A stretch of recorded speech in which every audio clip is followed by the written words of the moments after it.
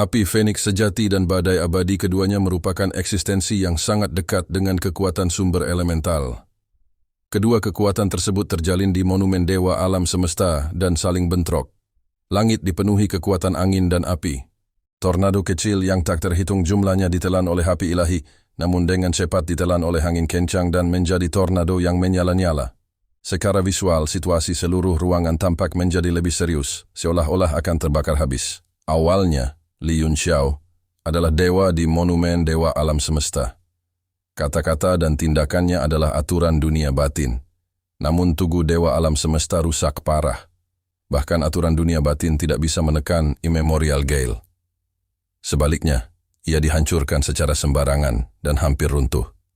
Oh tidak, bahkan api Feniks sejati pun tidak mampu menahan badai abadi. Apa yang harus kita lakukan? Di monumen dewa alam semesta, bayangan Genryu muncul di belakang Li Yunxiao. Dia merasakan pemandangan seperti hari kiamat dan berkata dengan ngeri, "Bisakah kamu berhenti? Jika ini terus berlanjut, kita semua akan hancur." Jiwa Li Yunxiao dalam keadaan linglung. Ia tersenyum pahit dan menggeleng. "Aku tidak bisa berhenti. Ditambah lagi secara mental aku terhubung dengan monumen dewa alam semesta. Aku tahu betapa parahnya situasi ini lebih baik darimu. Immemorial Gale telah dipelihara terlalu lama dan kekuatan elementalnya terlalu kuat. Kami benar-benar ditakdirkan kali ini. Harta karun seperti itu akan hancur di tanganku." Wajahnya dipenuhi penyesalan saat dia melihat sekeliling. Meski sudah lama tidak memilikinya, namun manfaat yang dibawa tugu dewa alam semesta tak terukur. Sekarang setelah dia melihatnya dihancurkan, dia merasa sangat tidak enak. Ditambah lagi, harta karun penggarap koneksi pikiran telah dihancurkan. Tubuhnya juga akan terluka parah. Semuanya, bersiaplah untuk lari menyelamatkan nyawa kalian. Tempat ini akan segera runtuh. Jika Anda bisa lolos dari ini, Anda akan bebas. Li Yunxiao memandang 7 orang yang bingung dan menghela nafas. Semua orang tampak ketakutan. Ruang independen sedang runtuh. Tidak ada seorang pun yang pernah mengalami situasi seperti ini sebelumnya. Mereka tidak tahu apakah mereka bisa bertahan hidup. Duan Yue bersiul dan suara gemuruh terdengar. Itu adalah raungan mengejutkan awan guntur mistik. Tubuhnya memancarkan cahaya keemasan saat dia menghindari badai di udara dan berlari mendekat. Dia terbang ke sisi Li Yunxiao, berbalik dan menaiki punggung Mystic Thundercloud Shocking Roar. Tiba-tiba dia tertawa dan berkata, "Haha, bahkan artefak Xuan tertinggi dihancurkan olehmu. Sekarang aku sangat mengagumimu 100%, haha." Li Yunxiao tersenyum pahit dan berkata, "Hubunganku dengan monumen ilahi semesta akan segera terputus. Sekarang, aku tidak hanya akan kehilangan senjata mendalamku, aku khawatir aku tidak akan mampu menjaga tanah nafas bumi dan tanah api Feniks sejati. Anda telah bekerja sangat keras untuk mengumpulkan begitu banyak harta langka." Duan Yue terkekeh dan berkata, "Kamu adalah orang yang sangat beruntung. Bahkan jika kamu kehilangan ini, kamu bisa mendapatkan yang lebih baik di masa depan. Terlebih lagi, ini mungkin tidak akan hilang. Di bawah amanat surga Anda, mungkin angin astral abadi ini akan langsung berhenti. Dan dengan patuh sujud kepada Anda, haha." Dia memiliki ekspresi tenang di wajahnya, seolah-olah dia menutup mata terhadap pemandangan hari kiamat ini. Dibandingkan dengan 6 orang lainnya, yang wajahnya pucat pasi dan matanya dipenuhi ketakutan, dia terlihat lebih luar biasa. Li Yunxiao juga sedikit terkejut. Dia tidak tahu bahwa Duan Yue memiliki hati dan tekad yang kuat. Bayangan Genryu tiba-tiba berseru kaget. Matanya yang seperti lentera melebar dan dia berkata dengan kaget, Kenapa angin astral berhenti?" Kata-katanya mengejutkan semua orang, dan mereka segera mengangkat kepala untuk melihat sekeliling. Mereka melihat angin astral di langit sudah mulai surut dan tidak ada lagi kekuatan elemen baru yang masuk. Segera, api Feniks sejati telah memperoleh keuntungan besar dan menekan semua kekuatan elemen angin. Kekuatan mengalir ke tanah dan segalanya menjadi jelas kembali. Melihat kekuatan elemen di sekitarnya perlahan menghilang, seolah-olah awan telah menyebar dan langit terbuka. Ruangan itu berada di ambang kehancuran dan lolos dari bencana. Ini. Mulut Duan Yue terbuka lebar dan dia berkata dengan bingung, Ini juga berhasil. Li Yunxiao juga sangat tercengang.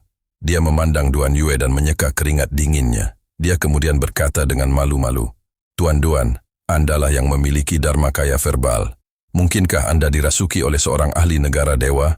Duan Yue tertawa dan memarahinya. "Haha, jika aku adalah ahli negara dewa, aku akan menjadi orang pertama yang membunuhmu." 6 orang lainnya juga merasakan kegembiraan karena selamat dari bencana, dan wajah mereka dipenuhi keheranan dan ketidakpercayaan. Li Yunxiao juga merasa itu sangat ajaib. Tiba-tiba, ekspresinya berubah, dan dia berkata dengan kaget, "Oh, tidak."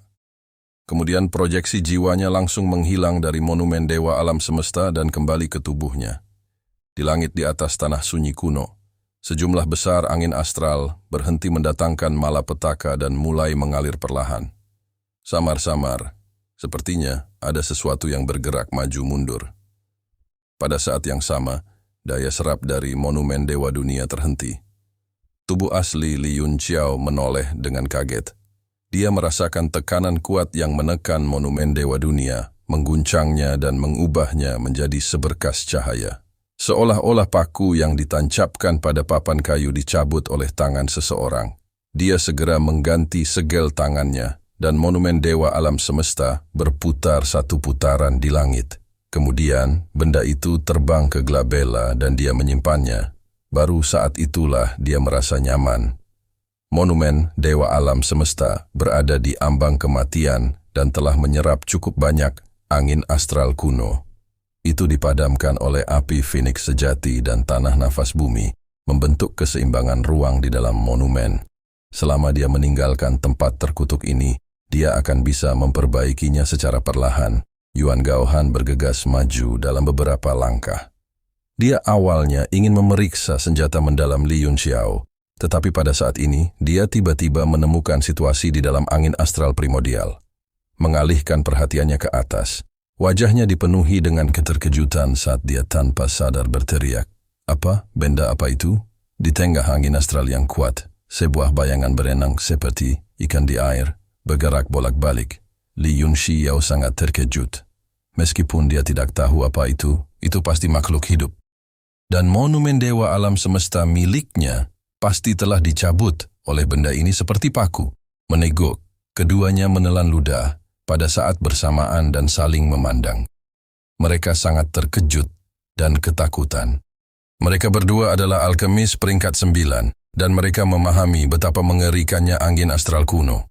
Bahkan jika itu adalah senjata tingkat mendalam peringkat 9, itu akan segera disempurnakan. Bagaimana mungkin ada makhluk hidup di dalamnya? Swoosh, swoosh. Angin astral yang tadinya berhenti mulai bertiup kembali.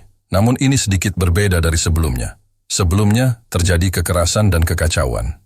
Namun kini tampaknya sudah terkendali dan mengalir ke satu arah dengan tertib. Ini.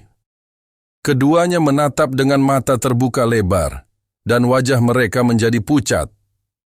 Yuan Gaohan berkata dengan kaget, "Itu, makhluk hidup itu menelan angin astral kuno." Li Yunxiao juga merasakan kulit kepalanya mati rasa. Makhluk hidup di angin astral menjadi semakin jelas. Angin astral yang memenuhi langit berkumpul menuju tubuhnya secara terus-menerus. Dalam bayangan, dia hanya bisa merasakan mulutnya membuka dan menutup saat menelan. Biarpun itu adalah roh sejati, tidak ada. Dia mungkin tidak berani menelan benda seperti itu. Keduanya merasakan ketakutan yang belum pernah terjadi sebelumnya dan mereka ingin melarikan diri. Namun, meski kekuatan angin astral di langit jauh lebih lemah, ia tetap ada. Mereka tidak berani melewati medan unsur ini dengan tubuh fisik atau jiwa mereka. Mereka hanya bisa menelan ramuan dengan sekuat tenaga dan mulai memulihkan serta mengumpulkan energi, menunggu segala macam kelainan yang bisa muncul kapan saja. Akhirnya setelah 10 menit penampakan makhluk hidup itu berangsur-angsur muncul. Itu adalah makhluk besar mirip buaya yang melayang di langit. Ia membuka mulutnya dan menghembuskan masuk dan keluar angin astral secara terus-menerus. Dengan setiap tarikan napas, ia akan menelan angin astral dalam jumlah besar dan tubuhnya berangsur-angsur berubah dari buram menjadi padat. Yuan Tua, kamu berpengalaman dan berpengetahuan luas. Pernahkah kamu melihat hal seperti itu sebelumnya?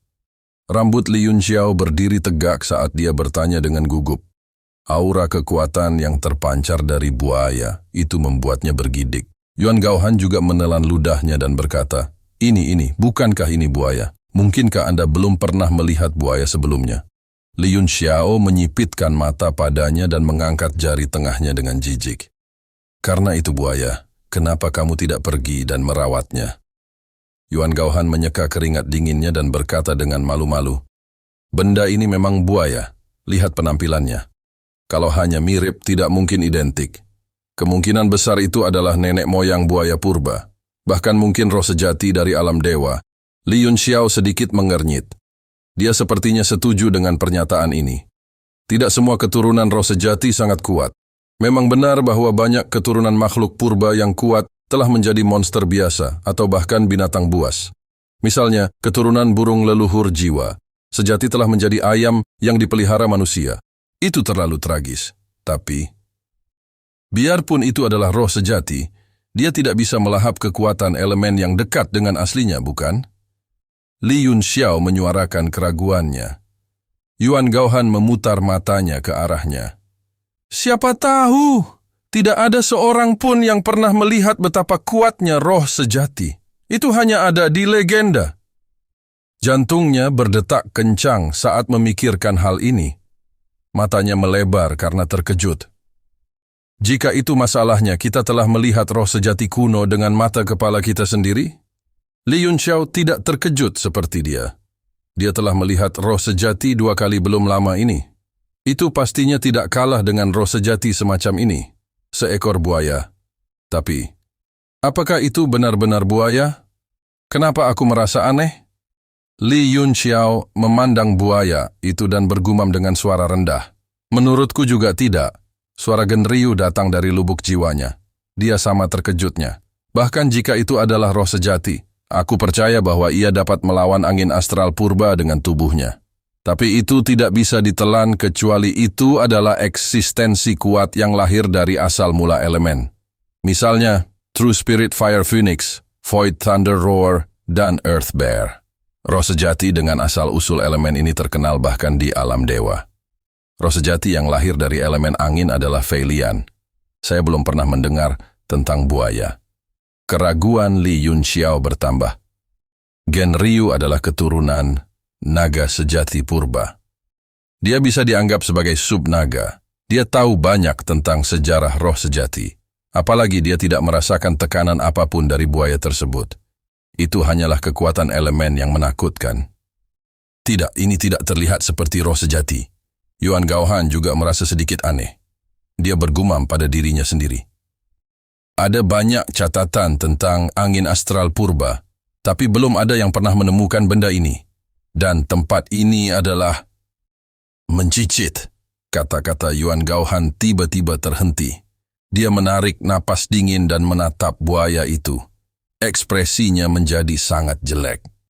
Terima kasih telah menonton. Jangan lupa like, share, dan subscribe guys.